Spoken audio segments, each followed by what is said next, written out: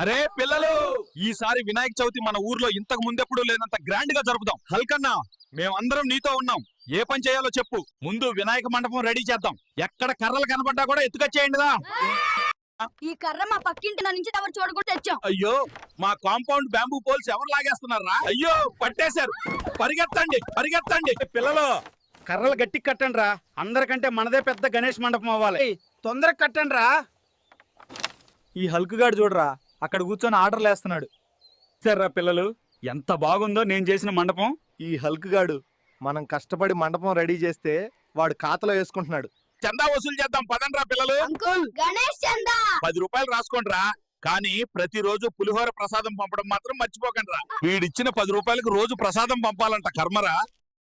పండగ మంచిగా చేయాలరా పిల్లలు. ఇంకా విగ్రహం తీసుకొద్దాం పదండ్రా పిల్లలు. హల్కన్నా అలీలో సరిపోంరా. మీరు ఇక్కడే ఉండండి.